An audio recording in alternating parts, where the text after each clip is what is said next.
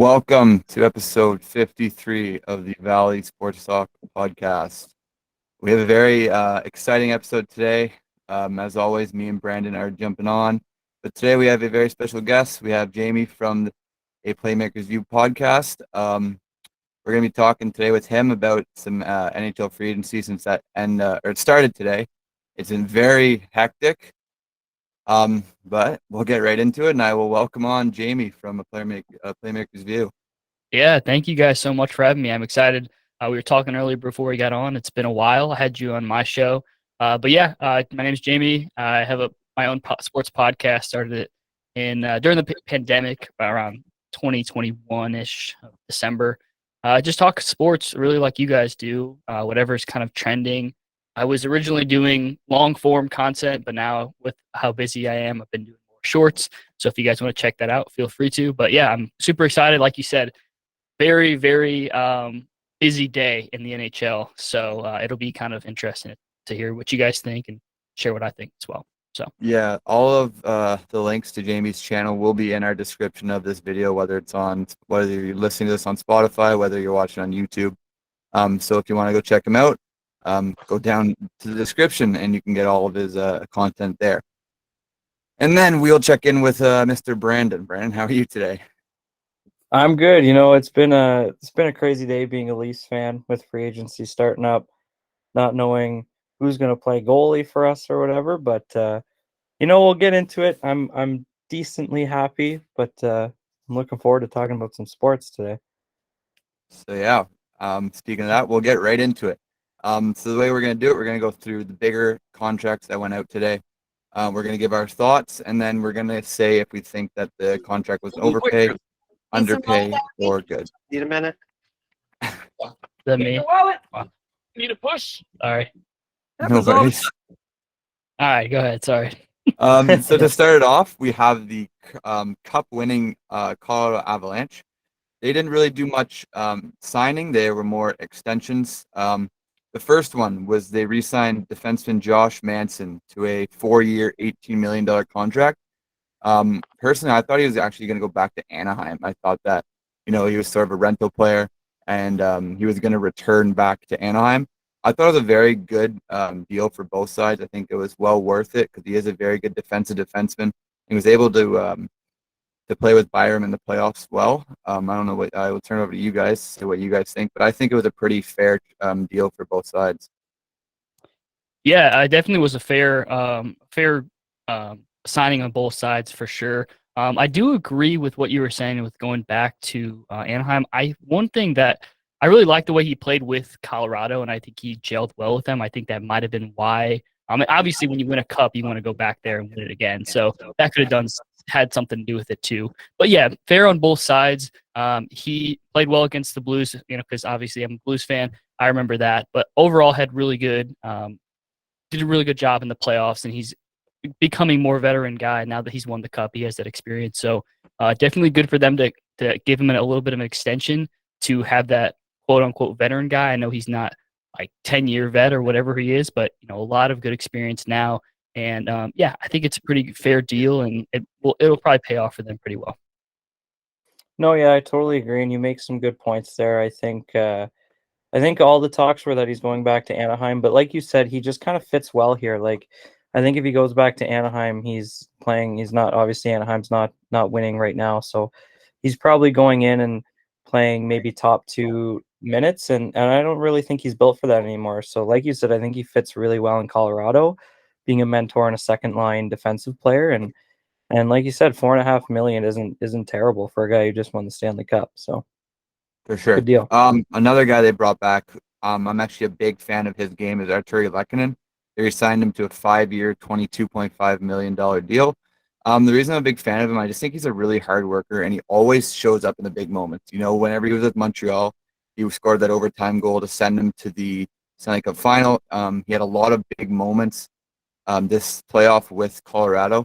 And I think that I was more of a bigger fan of this contract than I am with the Nichushkin contract, just because I don't think Nichushkin has really proved it other than this playoffs. Like, I think they should have sort of waited to pay him, maybe give him a bridge deal. But this Lehkonen one, he always shows up in the big moments. So I'm actually a very big fan of this contract, and I think it's honestly probably a bit of a steal of a money. So I think he just got around 4.5. I think around the same as Manson.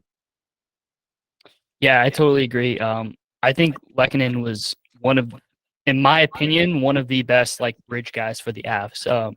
He was that guy who led them through all the ups and downs of the playoffs. He talked about it in the podcast that we had about the NHL and ramping it up. The playoffs in the NHL are super long. You have guys like McKinnon and all these people who are great players, but to have Lehkonen, his experience, like you said with Montreal, bringing that guy in and having some confidence, giving the team some confidence, I think he's probably, in my opinion, probably their best signing to me by the Avs. So definitely, and they didn't have to pay too much money for him. So definitely props to the Avalanche for getting that done. I don't know exactly how many years that was, but he'll be locked up for a while. And it was a 5-year. 5 year. Yeah, that's a pretty solid deal. So props to the Avs for that one. Sure. Yeah, people might look at it and look at his stats and everything and be like, oh, he's not even like a 40-point player, but he's one of them guys that, like you guys were saying, you kind of have to watch him to understand his game. He's basically a utility player. He'll do anything for your team. Penalty kill, face-offs. He can play power play. He's really good defensively, and he comes up in the big moments. And what you need for a deep playoff run, like we saw with Colorado, is you need players who might not fill the stat sheet, but they'll never have a bad game. And this is one of them players that he might not fill the stat sheet, but he'll never have a bad game. He's so consistent. I wanted to add in there, Brent. You said he was a utility player. Whenever Kadri was out, he was the guy that they had in on that this first power play unit. He was playing second line minutes. He's one of these guys you can input anywhere in your lineup, and he will flourish in whatever role he's in.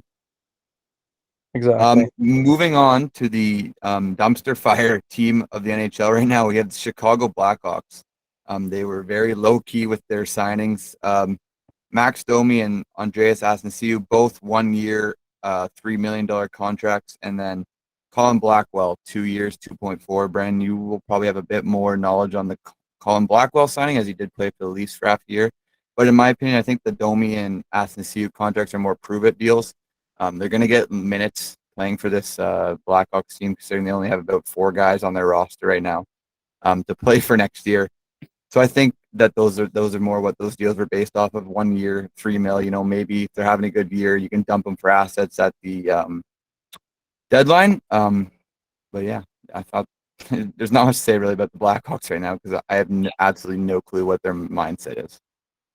I mean, if I'm the Blackhawks, I'm in a rebuild stage, but like you said, I don't know. Those are players for sure that you're going to be able to give away if they perform well. I think they're kind of betting on them having a good first half and then maybe selling them off later on. But yeah, I don't have much to say about the Blackhawks.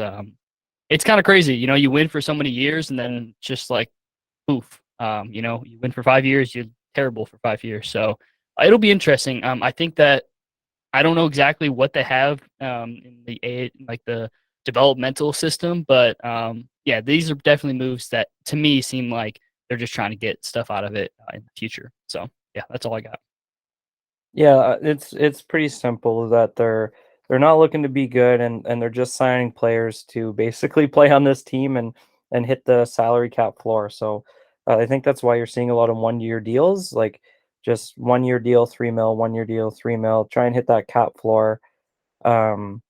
And just play with these guys. And if you guys, like you guys said, if they play well, maybe you can get something for them. And if not, well, they're only on 1 year deals, and then they're gone next year. So who really cares? I think the only thing interesting going on with this Blackhawks team is Kane and Taves. Will they leave or what's going to happen there? Definitely going to be interesting. Yeah, we'll be. I think the answer to that is yes. Like I think they're definitely going to leave at some point because those are guys too that you can give away and get really good players too. So I mean they're a little older, but still, I mean like that's definitely if you want to rebuild, you give those guys away right away. So especially the way that the Blackhawks are, that if they retain 50% of like Kane's contract, you can get probably a lot for that because you're basically giving away Patrick Kane for $5 million because he's making 10.5, so it's like 5.25 you're retaining. I think teams will be jumping left, right, and center. I think teams should be jumping left, right, and center to get on it. Yeah. Moving 100%. on to the team that made the biggest splash a bit late, we have the Blue Jackets. As we Funny all know, hockey. they just signed Johnny Gaudreau to a 7-year, $68.25 million contract, which works out to about $9.75 million. I was a bit confused with this signing, not on the Columbus part, more on Johnny Gaudreau's part. It seemed like he really did not want to go back to Calgary, considering they were offering him 10.5 for 8, which he I saw a tweet from an insider. He left about 15 mil on the table, which is a lot of money. Personally, for me, I don't think this makes Columbus competitive as of yet. They still have to sign Line, and they only have 3 mil to do that right now, so they're going to make a trade. And then they also did sign Erica Branson to a 4-year, $60 million contract, which I think is probably the worst move of the day. I don't think Erica Branson's worth 4 mil for what he brings. And especially tying him to a 4-year deal. You're paying him till he's 38. Not a big fan of that move. But the Johnny Gaudreau one was kind of interesting in my opinion. Yeah, definitely one of the biggest bangs of the day. I'm not really I don't feel good or bad about it, really, just because, like you said, I mean, him going to the Blue Jackets, it's like, what's your play there? I mean, it's not for money, obviously, because he left all that money behind. So something, I'd like to get to his head and be like, hey, like, why'd you do this? But for the Blue Jackets, yeah, you get a really good player, but you're also spending a ton of money and you still have other people to sign. So that's kind of where I am at with it. But one of the biggest moves of the day for sure, right there. So Yeah, I think you guys make good moves, good points. Like, I mean, obviously, to have a guy like that, it puts people in the seats, which ultimately is good for the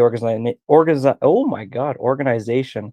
But in this Metro division, like, does that move make them better than the Canes, like the Rangers, Pittsburgh, Washington? I'm not so sure about that.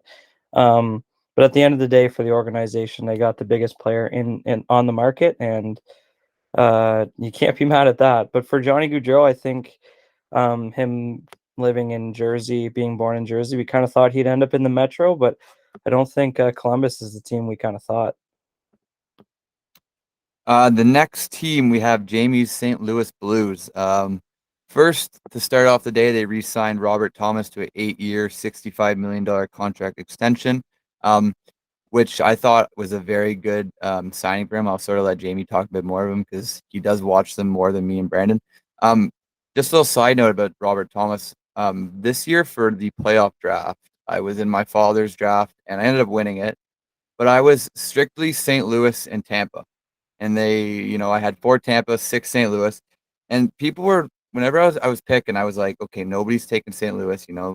They have to match up possibly against Colorado. And I took Robert Thomas, was like my 3rd pick. Or people are going, who the heck is this Robert Thomas guy? I'm like, to be honest, I haven't heard much of him, but he's a point per game player. And sure enough, he was one of the main reasons why I won the championship of that pool.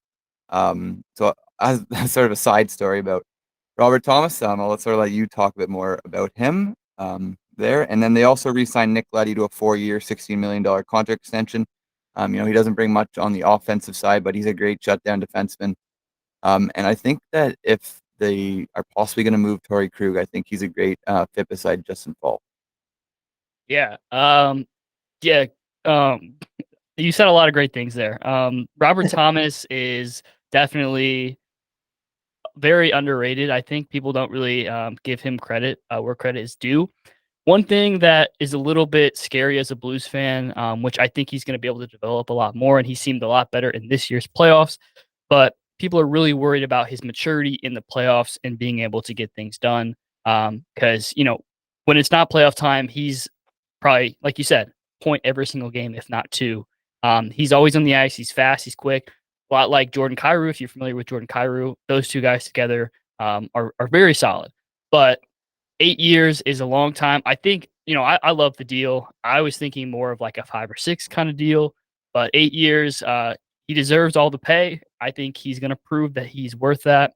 But it does scare me a little bit because of the playoffs. Because he didn't have the playoffs that he should have had with the way he was playing in the regular season, if that makes sense. So, a lot of upside, a lot of he's gonna be our guy. Like he's basically, the David Backus that we had, the TJ Oshie that we had.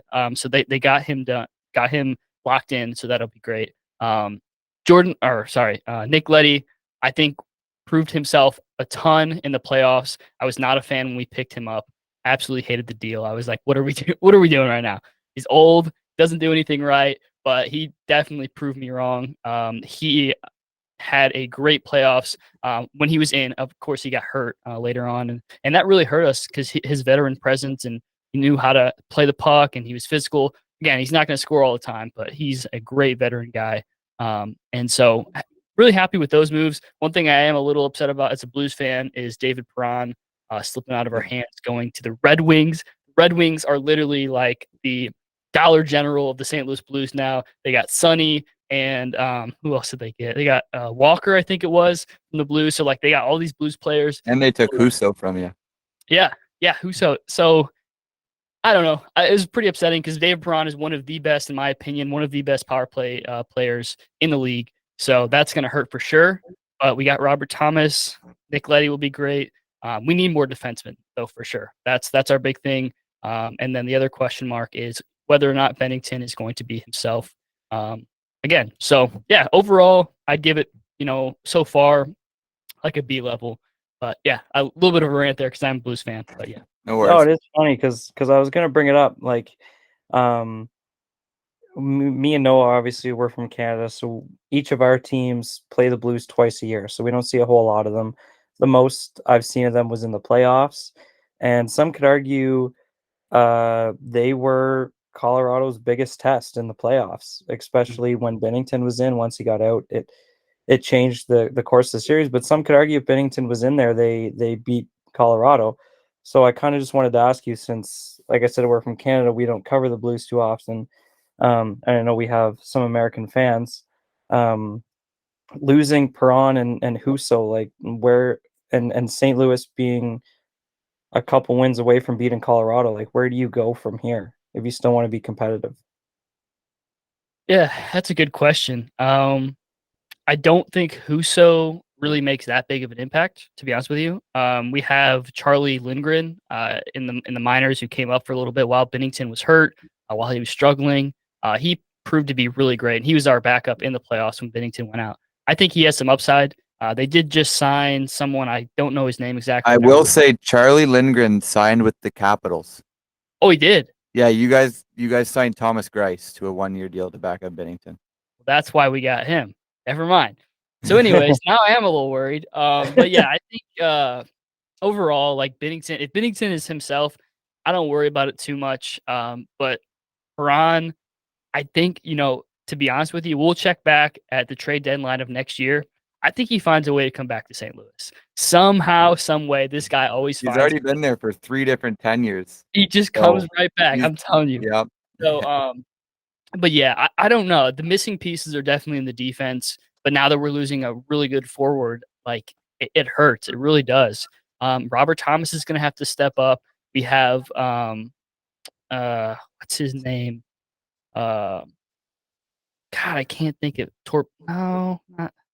There was a guy who's been hurt throughout the whole this whole year, but I'll think of it and get back to you on it. Yeah, we have a lot of young guys. It's just like it's going to take a few more years. So we were right there. What do you think happened with Tarasenko? What I want to happen is that we keep him and he plays really well. I think that he played really well last year and he's just going to kind of fall off again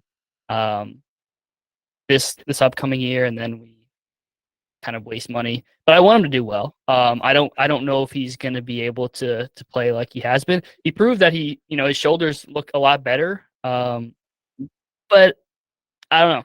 We'll have to see. I do think him and Robert Thomas work really well together. But yeah, and the other thing about you were talking about, like Binnington got paid a lot of money and he did not play well in like the second half of the season. So I'm kind of hoping that now that he played well in the playoffs, he'll be back, but also like he got hurt in a spot that you don't want to get hurt in as a goalie, and so like, is he going to be the same? Like, there's a lot of questions for sure. But I think if we would have beat the Colorado Avalanche, I would have put $1,000 on them win the Stanley Cup. Like seriously, because no one else, like you said, no one else would have played the way that we played against them. Every other team. They gave him a run. They gave him a run, that's for sure. So yep. So we'll get off the Blues. We had a good chat about them. Obviously, you're a Blues fan, so we did talk about them. The one big signing the Canucks made was Ilya Mckayev to a 4-year, $19 million contract, which is about 4.75, I believe. Brandon knows this. I've never been the biggest Mckayev fan. I don't think he's worth what he got. I think he's sort of just a guy that sort of flourished in the Toronto system, playing beside very good players. You know, he was playing top 6 minutes for majority of the year this year, and I think that sort of fluctuated his stats a bit. That being said, the Vancouver Canucks do have a good top 6 as well, so there is a chance that he continues to progress. But I was a bit more I think he's more of a $3 million player, close to that. Maybe Brandon thinks otherwise, maybe you think otherwise, but a bit of an overpay in my opinion. No, honestly, like I'm gonna have to agree. I'm trying to find how many goals he scored this year. Hold on here, we're working on it. Anyways, like I mean, it's a decent signing for the Canucks, I guess. I don't think it really makes them any better. I still don't view them as a playoff team, and I actually, even though I'm a Leafs fan, I do agree with Noah where I think it's a bit of an overpayment. I don't know exactly how many goals. I can't 21. I can't get it. He had 21. 21 in before 53 games. And Yeah, the he year got before 21. he played 54 games and had 7. His first year he had 39 games and only had 8. Yeah, so before this year, his career high was 8. I think, I think the amount of goals he got this year is his max. Like, I don't see. I don't know. I feel like Ilya Mckayev, even though he's not super old, he's been the same player the entire time, and I feel like what you see is what you're getting with him, and I don't view that as a $4+ million player. But good for them. He's quick. He's exciting to watch. And Vancouver does have a young, quick team, so they will be fun to watch, but I still don't view them as a playoff team with this signing. Yeah, but by no means does this push him over of the edge like for playoffs. But he's really exciting, like you said, and their speed. I think that's kind of where the league is trending a little bit. I mean, not obviously you saw with the Avs, but a lot of these teams are getting faster and faster. So why not add a guy who's pretty fast? So yeah, I mean, I don't have any big feelings about it, but yeah. Moving on, we have the Washington Capitals. We already said they took your backup there, Charlie Lindgren, to a 3-year, 3.3. Personally, I don't know much about him. All I know is that they said he doesn't have very many games played, and they gave him a 3-year deal, so they must see something in him. Yeah.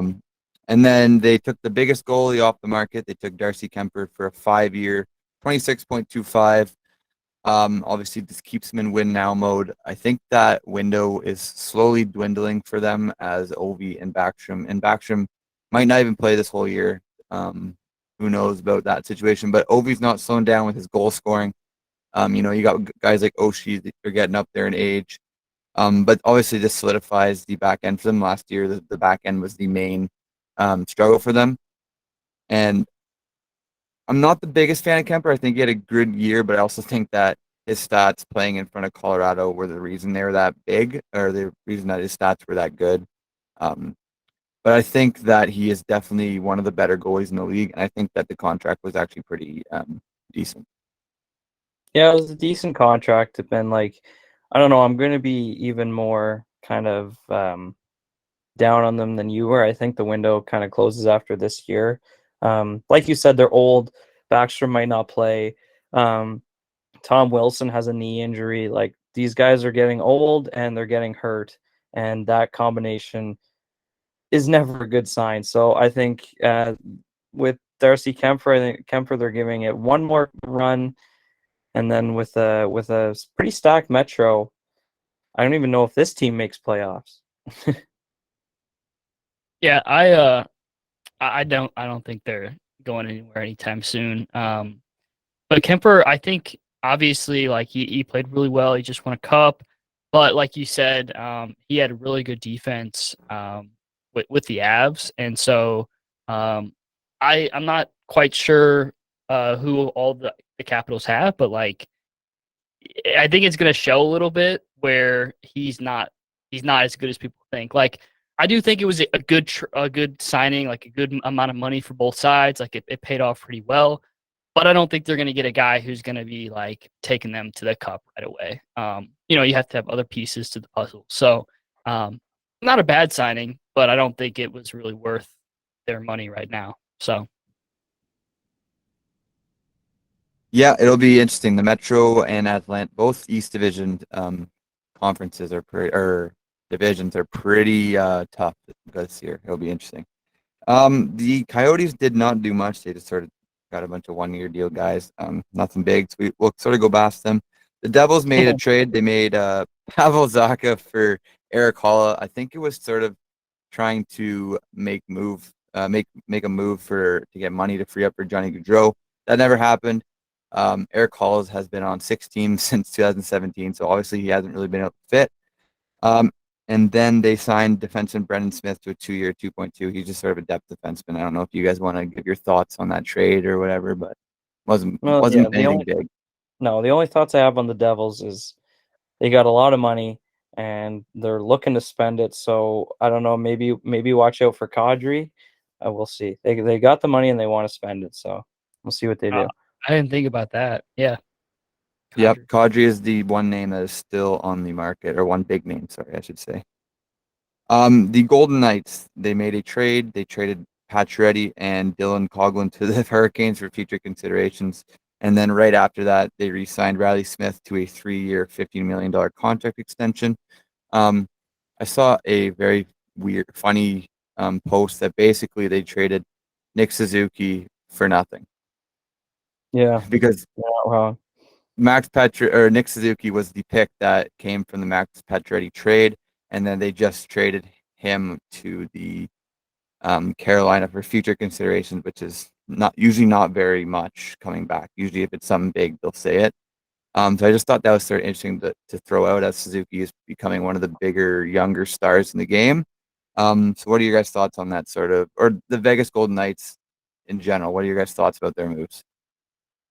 I think it was just more of a cap sort of thing, like you said. They just signed their guy back, and bringing in Eichel, they were kind of tight for money, so I think this was just purely a salary cap move. And Pacioretty was good for them. He had some good years. He was with them when they made the cup run. So I doubt they wanted to let him go, but at the same time, this is a team that doesn't have a whole lot of cap space. So yeah, I think I'm seeing more and more. I think once the Blues won the cup is really when I got more and more into hockey.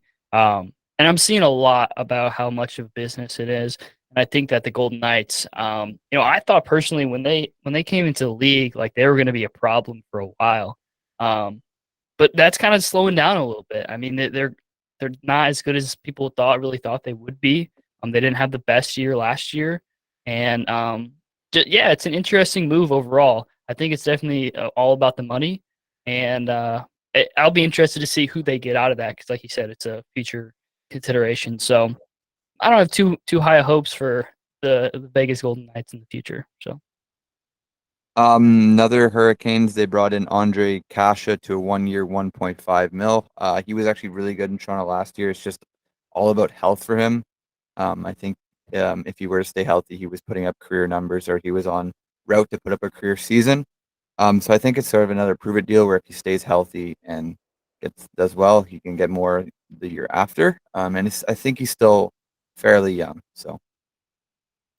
the Hurricanes did a couple moves actually. I can't think of the guys off the top of my head, but I remember there was nothing massive, but a couple small pieces working around the edges almost. And I mean, they also lost traded for Brent Burns. I forgot to mention that. Brent Burns. There's a name. They lost Vinny Trocheck, which is going to hurt for sure.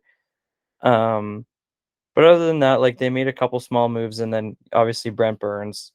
I'm kind of interested to see how Brent Burns plays on a competitive team again, because he was really good on San Jose when they were competitive. He was injured last year, so he didn't really see it. But I think there's going to be a little bounce in his step again. It's going to be fun to watch Brent Burns on a competitive hockey team. Yeah, I like that signing. I really do. I think that, this will be his chance to kind of prove himself for a year or two, maybe. Like, I don't think he's got much left in the tank, but might be good for him to go somewhere new. So Yeah, it'll be interesting to see him in a jersey not San Jose, because I've always sort of pictured him as a San Jose Shark player. The Seattle Kraken signed forward Andre Burakovsky to a 5-year, $27.5 million contract. I really want Pittsburgh to get this guy because I just think he's a great second line scoring winger. But at the same time, the Kraken have money to spend, and they're another team that I would not be surprised if Kadri does end up falling to them, because they have money and they want to spend it. Personally, I really like this contract for Burakovsky, and I think he's sort of more of an underrated player in the league. Should be interesting. I think it's a good contract as well. On your point on Kadri, if they get Kadri, their centers would be nasty. You got your two first round picks, and then you got Kadri going down the middle as your top 3 centers. That could be pretty gross. They, like you said, they do have the money. I kind of thought they would be a little bit more in the free agency. Maybe they were, and players just said no. But I expected, with all the money they got, a couple more people to go their way. But though, I mean, they still got Kadri there, so we'll see. yeah, I'm really interested to see where Kadri lands. That would be a really good place for them. A really good place, just in general too, like for those fans as well. Just like to see all 3 of those people, like just 1, 2, 3 great lines just to start off. So, yeah, I think that'd be a good move, and I think that move was overall pretty good. But yeah, I didn't. There's a lot of moves that I haven't even heard about, and that was one of them. So, gotta take some time to process them a little It's bit. been busy. Oh, yeah, it's been hard it's to keep been- up. It's been very hard to keep up. Yeah, for sure, but pretty good overall. So next we have the Lightning. They signed Ian Cole to a 1-year deal. Make sure the reporters stay away from him. I don't know if you guys saw that story. Oh, No. what? He cheated on his wife with one of the Hurricanes reporters who she was engaged. So Ooh. yeah, Yikes. hide the reporters in Tampa. They Yikes. signed him to a 1-year, $3 million deal, and then they were big on the extensions today, signing Sergachev, Cirelli, and Chernak all to 8-year extensions. Sergachev was $68 million, Cirelli 50, and Chernak 41.6. So they're keeping their main guys together. I think the Chernak and Sergachev signings are very big. I think you got a bargain for Chernak because he fits great with beside Hedman, and you got him for less than Sergachev, who was playing 3rd-line minutes. And I'm actually a really big fan of Cirelli. I think he's a great 2-way forward. He's very good defensively. He just is one of those guys that works his ass off, and he doesn't really get the recognition he deserves. So I'm a big fan of all of the contracts they gave out today. Yeah. Also, we'll just see. They had 2 free agents, obviously, and it talks were. I mean, how could you not? That they wanted both of them back. Palat still hasn't signed, so we'll see where that goes. And then obviously they lost Ruta to Noah's Pittsburgh Penguins. So We'll talk about him in a minute and what I think Pittsburgh's going to do. Yeah, they're very busy today as well. I didn't know about any of those either.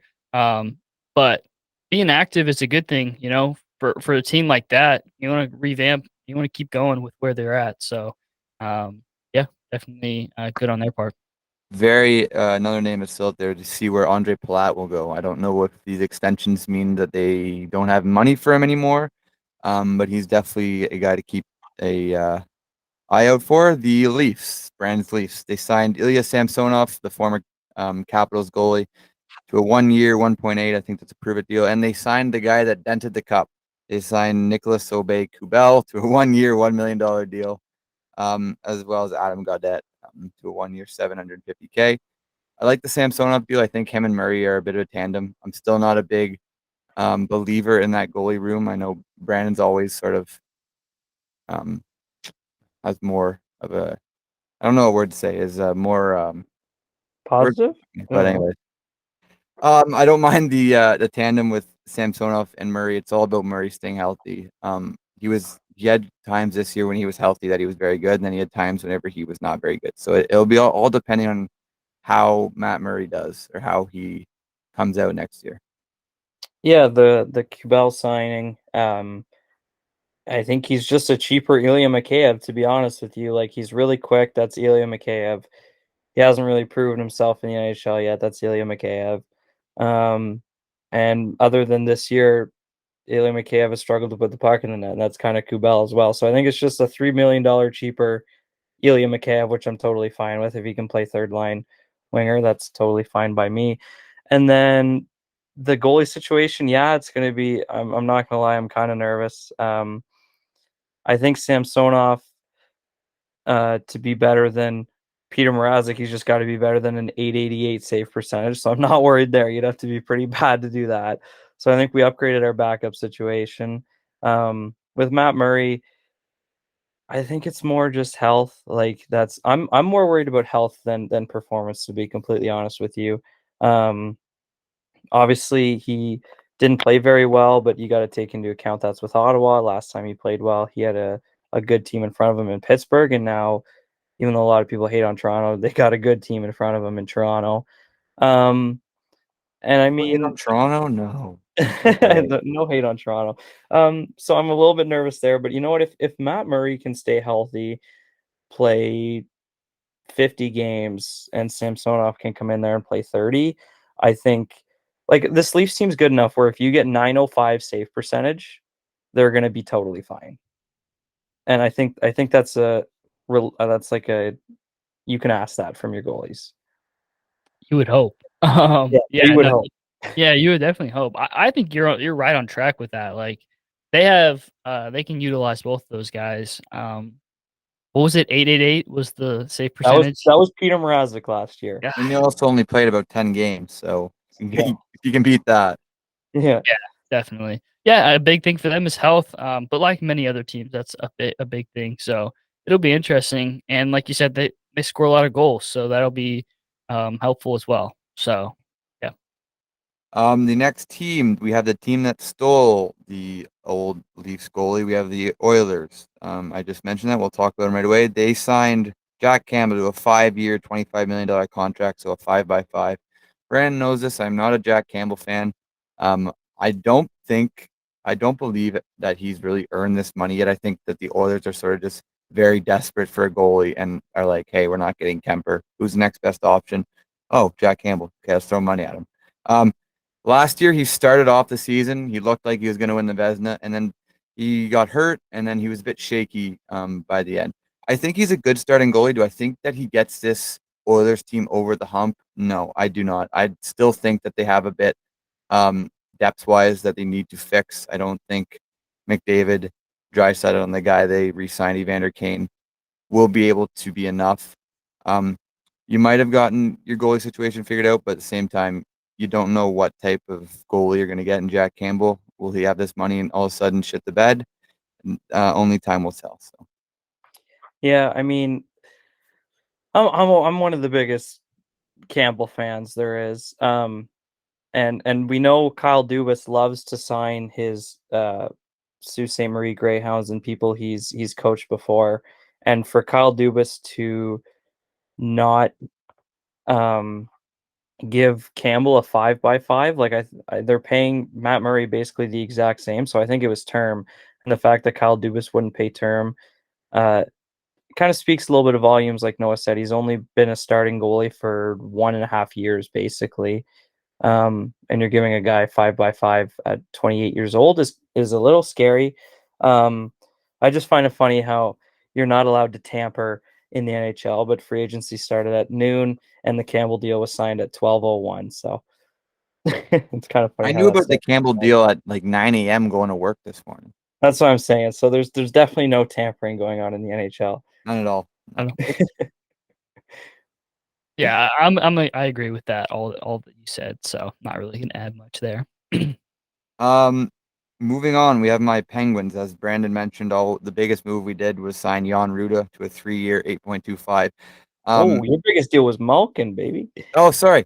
Evgeny Malkin. We re-signed him last night. Sorry, he's not listed on here because it was today. That was yesterday. We did re-sign Evgeny Malkin. 4 years, 6.1 AAV. Personally, I was waking up this morning. I went to bed actually before he even got signed, so I woke up to that news, which made me kind of happy. But going to bed last night, I was sort of mentally prepared to lose Evgeny Malkin, and it was kind of weird to me not being able to, or that I was never going to see Malkin in a Penguins uniform again. Just didn't really sit right with me. So when I woke up this morning, I was kind of happy. But the one question that people keep asking is, does this mean that they're still going to be able to compete? And I think that their window is still open. I definitely think that Malkin, Crosby, Letang, Rust, Raquel, I think they totally have enough left in the tank to compete. It's just going to be interesting what they do with the defense situation, because they signed Jan Ruda here to a 3-year contract, and that leaves them with 9 defensemen on the NHL roster right now. So I think a move is coming, whether or not they trade 1, 2 defensemen. That'll be interesting. I've seen JT Miller's name thrown around them a lot, with John Marino going the other way. So it'll be interesting. Don't know how I feel about them not really doing much, but if a trade's coming, then I understand why. You want to take it? Yeah, no, I think I'm right with you with the Malkin stuff. Like I could never see him in a different jersey. So I would have been surprised if he wasn't re-signed, but I do think that they do have a chance to keep competing. Like they're not a team like the Blackhawks where they're completely rebuilding. Like, yeah, they have some pieces to fill. But I do think that they can be pretty competitive, and I do think that there is a trade coming in the near future. I don't know what it's going to be exactly. I wanted to ask, that's a big thing with the Penguins. What do you think their need is for next I year? think they need a top 6 winger to pair with Raquel and Malkin, because right now it's Jason Zucker. I don't think he can really stay healthy, and I don't think that he really is that guy we want to be able to compete for a championship. Because right now, your first line, you got Crosby, you got Rust, you got Gensel, right? And then second line, you got Raquel on the right, you got Malkin, and then the second line left winger is sort of the question area for me right now, and that is the thing I think they'll move. Possibly Marino, Kapanen, and their first next year, see what they can get, and try to find a top 6 winger. Yeah, that's a good point. I'm trying to think of wingers that are really out there that might be good for them. But again, that brings up the trade again. Yeah, I think they're going to need to trade for that winger spot because there's not much left in free agency that they could get. Maybe they get Kadri and then move him over, which you'd They be would right now. They have with that hurt. Ruda, with the Ruda signing, they only have about $3 million in cap space, so they would have to clear a decent amount to bring in somebody like that. One guy that they could possibly move is Palat. And he hasn't really been linked to anybody. It would not surprise me if we get like a salary dump trade and then he comes in. Wouldn't surprise me, but at the same time, I think they'll be trading for a winger instead of signing a winger. Yeah, it's always been Crosby and Malkin making mediocre wingers look really good. So I think adding JT Miller would be You calling massive. Gensel mediocre? Gensel's an odd one out, but you got Zucker. Like the some of the wingers like Malkin's played with over the years is insane. But and I mean, yeah, like a winger is definitely needed on this team, and I think Malkin and Pittsburgh had a funny little battle there because the salary wasn't that high for Malkin. Like it wasn't extremely high. So I mean, it seemed like Pittsburgh wouldn't get there, and we're hoping that Malkin would just agree to it. And as soon as free agency hit, Pittsburgh was like, "Oh crap, we could actually lose this guy," and kind of just said, "Okay, we'll give you money." We'll give you the money. Yeah. Yeah.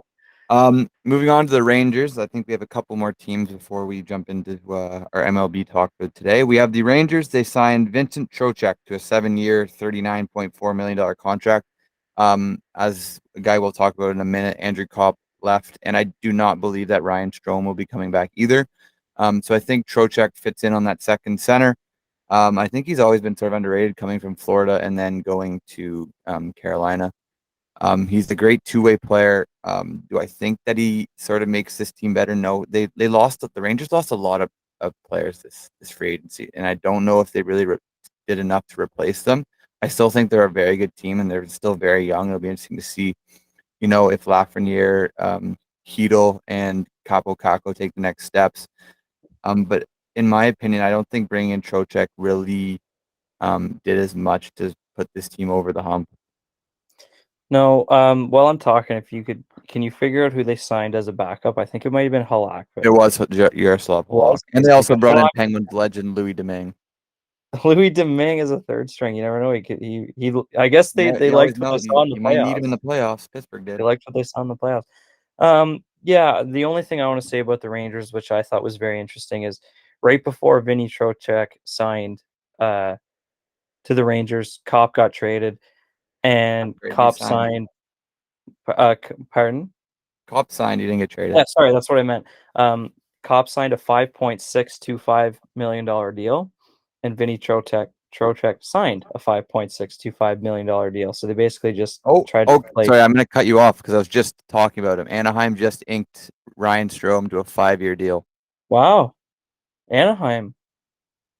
I guess he could be $5 million AAV. He could be their first line center. I guess he will be their first line center. Yeah, I mean, playing with Zegras. Yeah, for sure. But like I was saying, I think it was just sort of they were losing Strome and Kopp and just trying to fill in a spot and stay competitive. Yeah. I don't have anything. Sorry. No worries. You just talked about Andrew Kopp.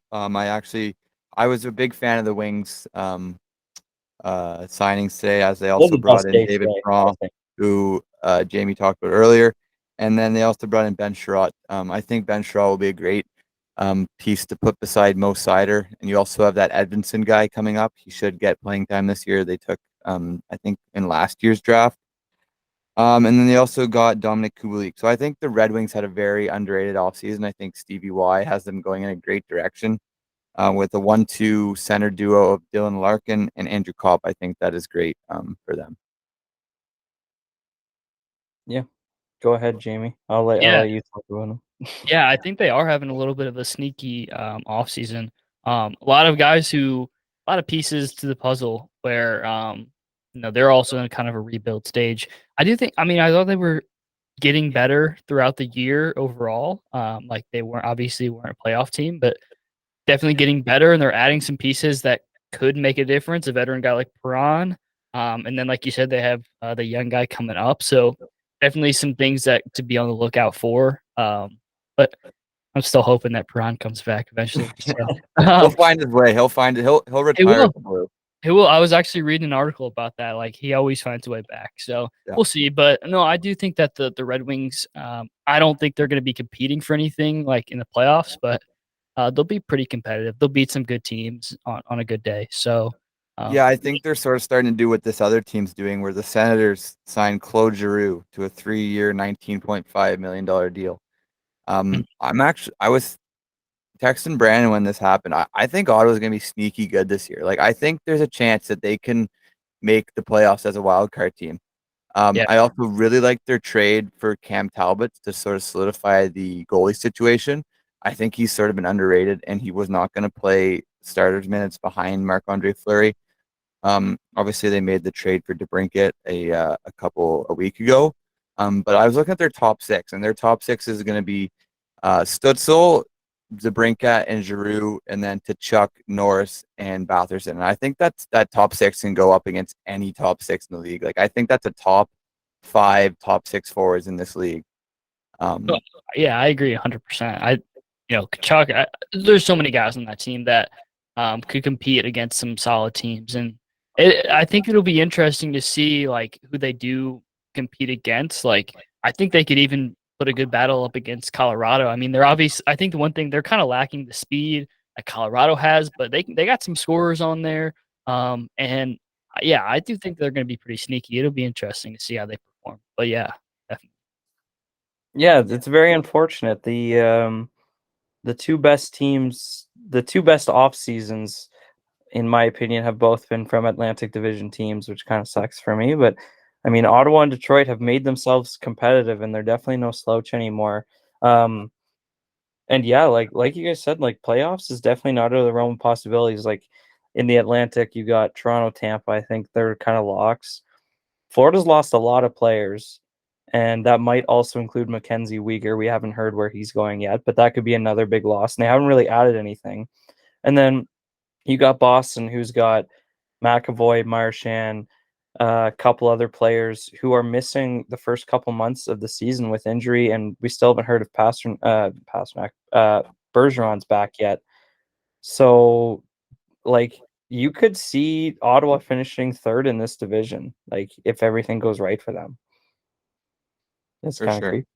I don't like it. Before we jump into some very quick MLB contender pretenders, the two biggest names, in my opinion, that are still out there, or three, are going to be John Klingberg. You have Nazem Kadri and Dylan Strome. I think a team will take a flyer on Dylan Strome because he's still young. So it'll be interesting to see where those guys go. But Jayme does talk a bit of baseball on his podcast. He's a big baseball guy, I believe. I'm assuming you're a Cardinals fan? Oh yeah, big Cardinals. Yeah, Cardinals fan. So we're just going to go through some of the top teams, and we're going to give them if they're a contender or pretender, since we are about to get to the All-Star break. We'll start in the NL. I'll go NL East. We have the New York Mets. Man, Can we go first?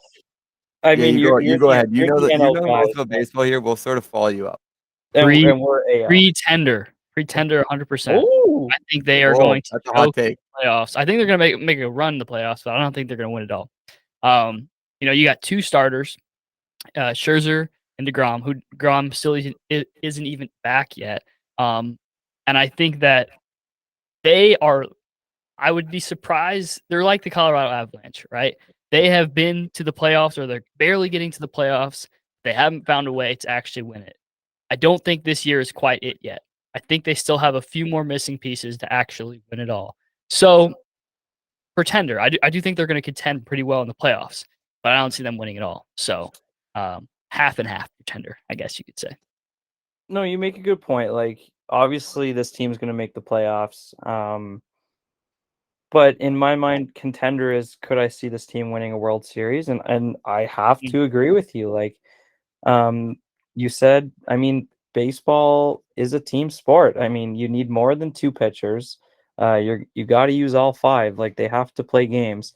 And then on the batting side, they have two players on their team with more than 10 home runs. And I mean, although they got Big Pete and Lindor, you need more. You need some more players, and they're getting carried by those two right now. But can they do that for an entire season and carry it on to the postseason? I'm not so sure.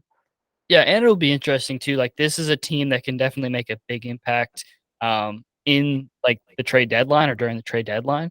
So it'll be interesting to see if they do add, like, if they add another starter. You can go with three starters, you'll be okay. Three or four like solid starters, you'll be good in the playoffs.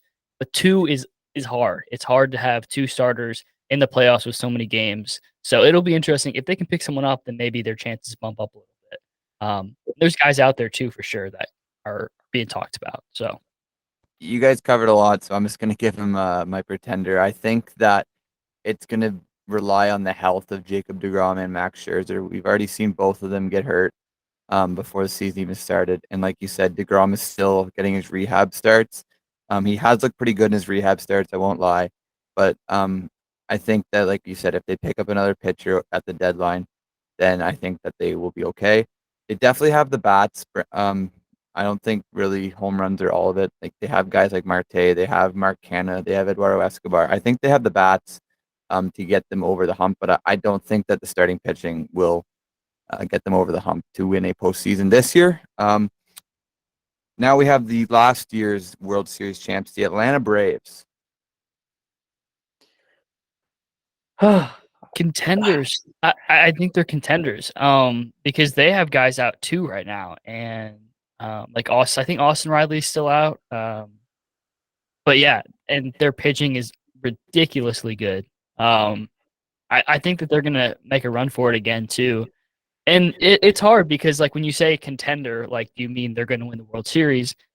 I don't know. I don't know if they're gonna win the World Series, but I think that they might make it to the World Series. They might make a really good run. Like I said, they have really good starters. They're all the way up and down the lineup. It's just amazing.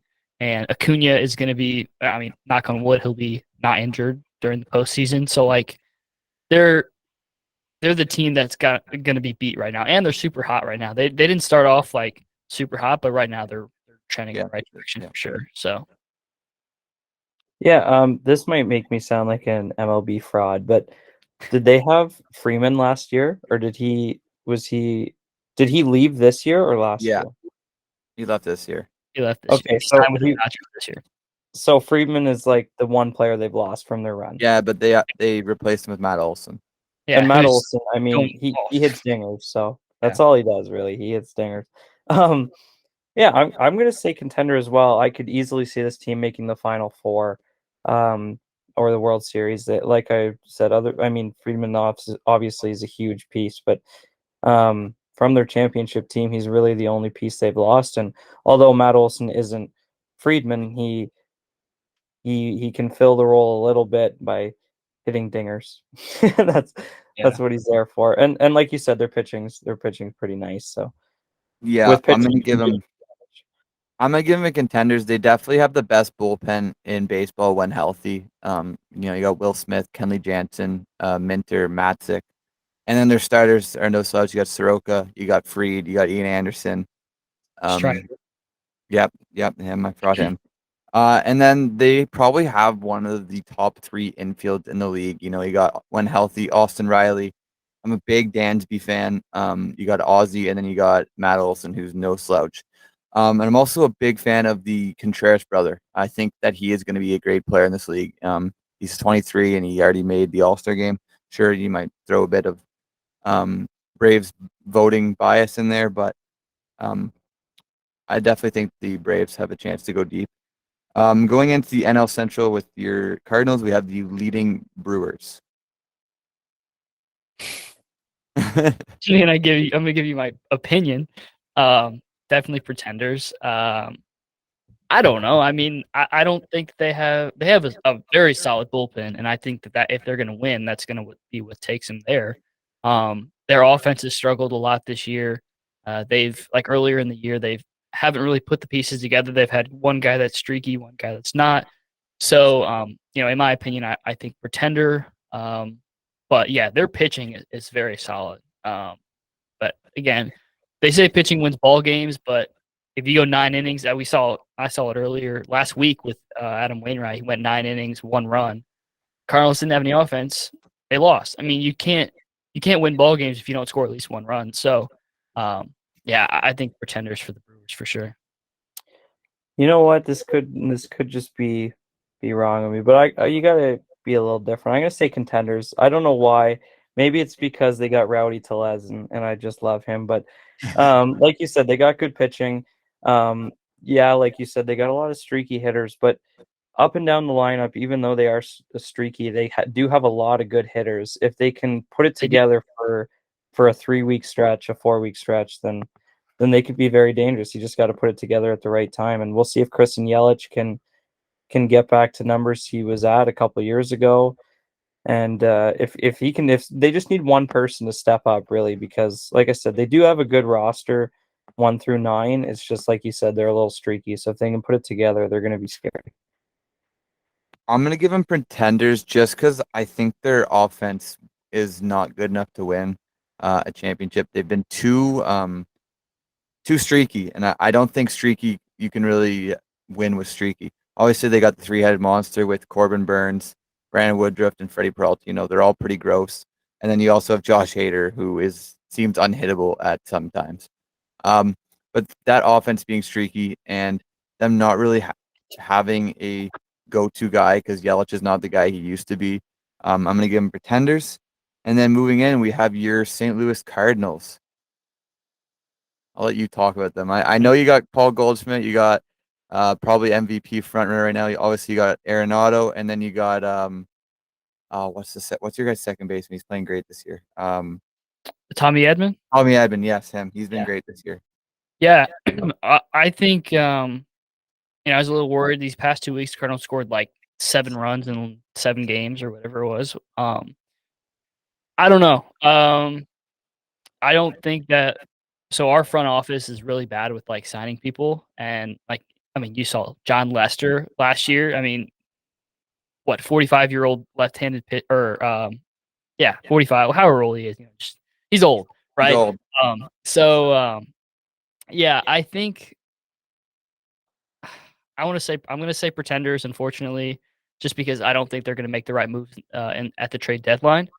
But I do think if they do and they surprise me, because someone like Noah Syndergaard, who I think would be a really great addition for the Cardinals, who they've been talking about getting, that'd be awesome. I wish they had Stroman. That'd be an awesome piece. But obviously he's on the Cubs now.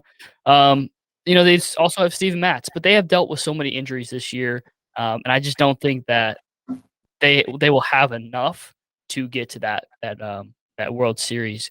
But their offense is obviously a top tier offense in the National League, at least. Maybe not the whole major leagues, but definitely in the National League. And then Miles Michaelis and Adam Wainwright, tremendous this year, been pitching very well. Yes, Wainwright looks like hasn't lost a step, being 39 years old. Yeah, and our bullpen has been really solid as well. But going back to the 2-starter thing, you can't have 2 starters and win a World Series. So we'll see. I think I want them to be contenders. I think that there's a chance, but right now, contenders. Yeah, my only problem, I won't go into depth on them because, you just nailed it. I can't really beat that.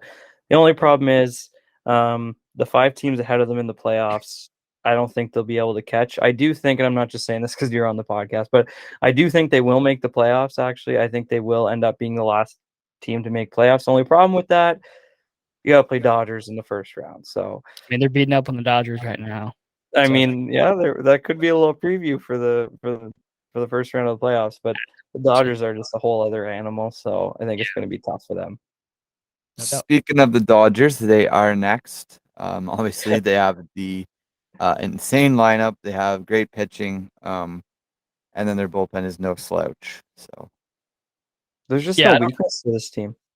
Yeah, there really isn't. One thing, they're obviously like one of the best teams in baseball right now, and they even have injuries. I know that they have who's out right now. Walker Buehler, I think, is out right now.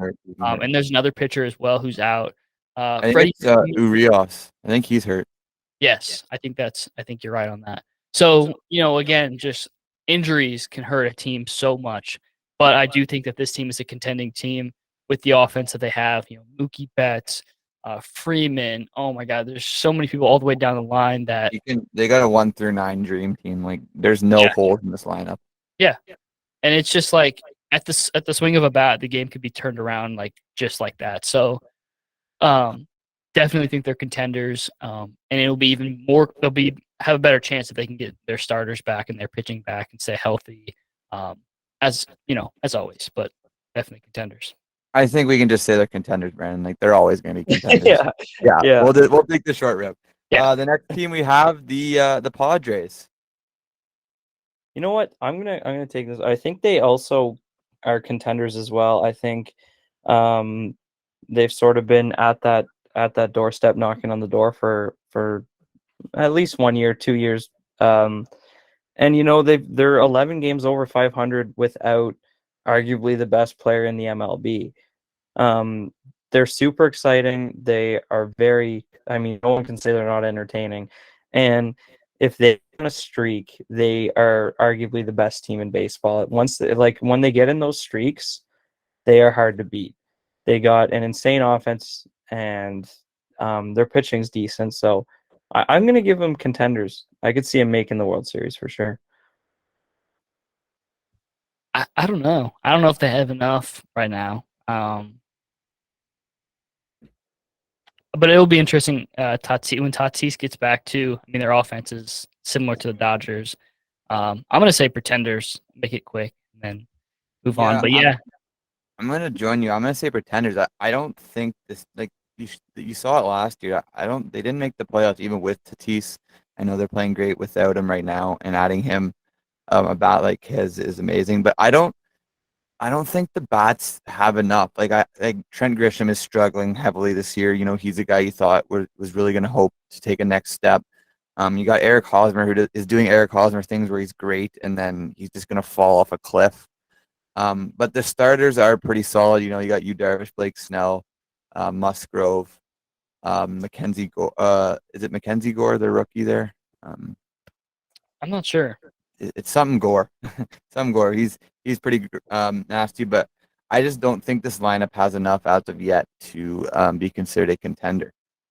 Now we'll move into the AL. I like you guys disagreeing with me because once they make the World Series, then I'll be right. You're a baseball genius. We know it. That's okay. Moving into the AL. Right now it looks like the whole AL East is contenders with the way Baltimore's playing. Maybe not Toronto the way they're playing. But to start off, we have the Yankees.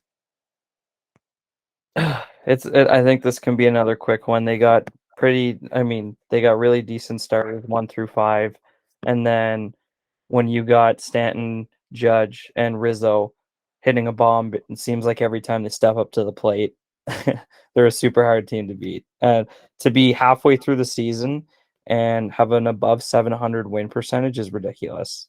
If they're not your favorite or close to it, you don't watch baseball. It's unheard of. Yeah, they're unbelievable right now, and I'm in shock that like a team right now that they're losing to the Reds, and it's just like how how are you losing to this team? But yeah, I definitely contenders. Reds are sneaky.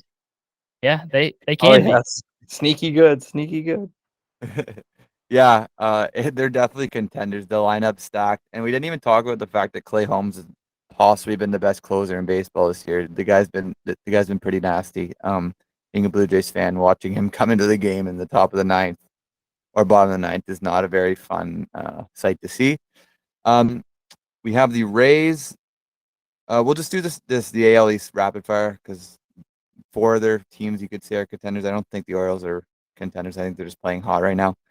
We have the Rays, the Red Sox, and the Blue Jays. I'm gonna give the Blue Jays and the Red Sox contenders. I really like Boston's pitching, and then the Jays got some good pitching on their own in Barrios, Manoah, and Gosman, and you can't deny that hitting that 1 through 9.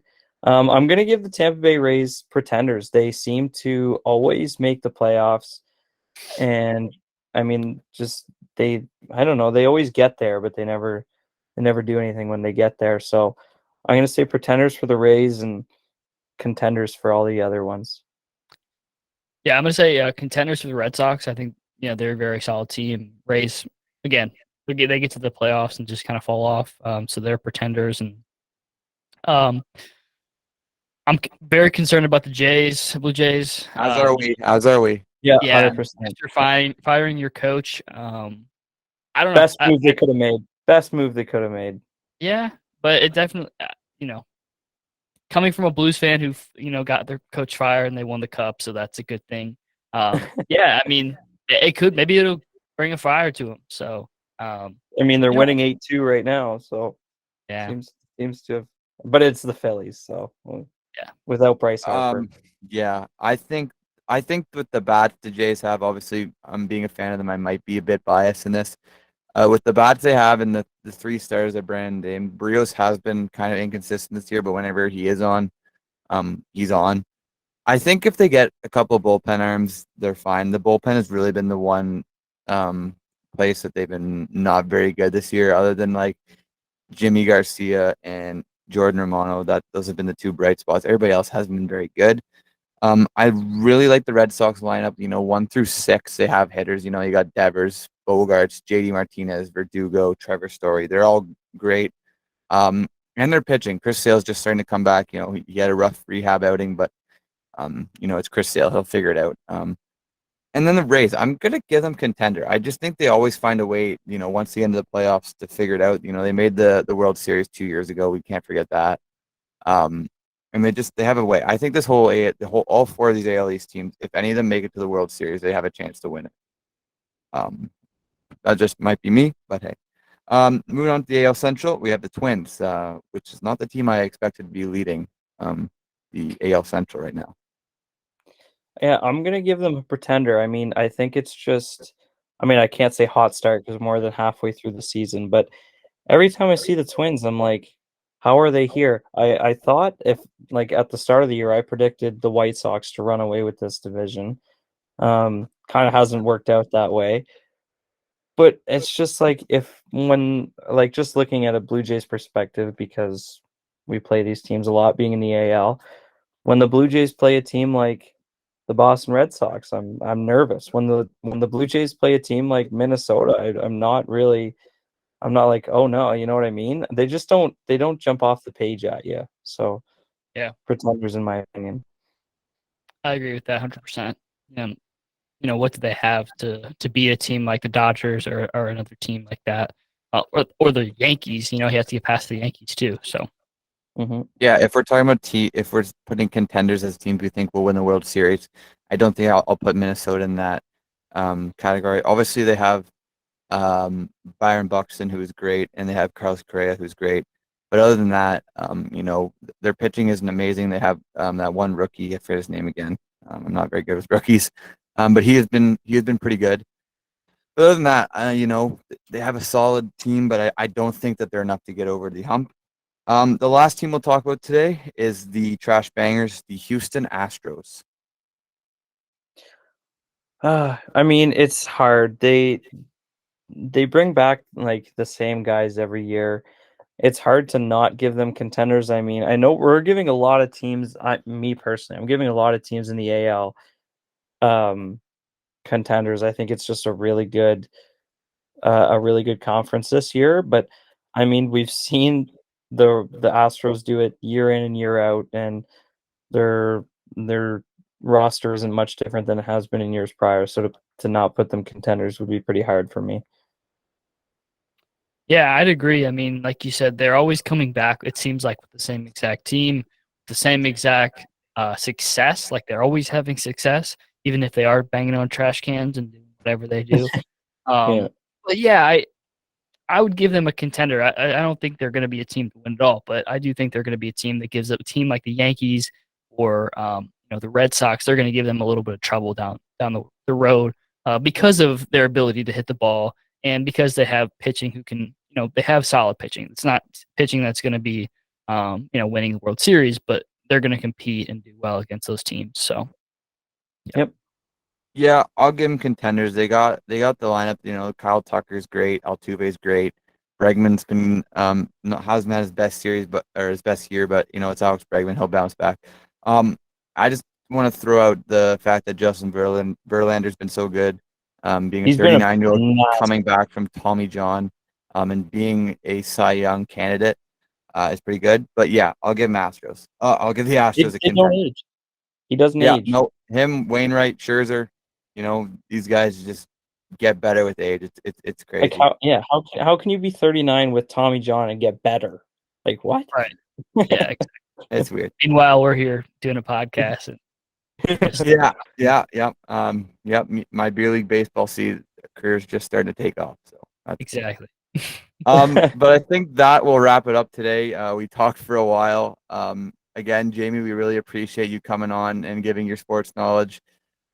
If you guys, we really want you guys to go check out his channel. We'll definitely be doing some more collabs in the future, whether it's on his or back here on our podcast. Like I said at the start, all of his stuff will be down below in the description. So make sure you check him out. Give him a follow. He does really great stuff. It's really fun to go on Instagram every day and see all his shorts and see what he's talking about. So Yeah, appreciate you coming on.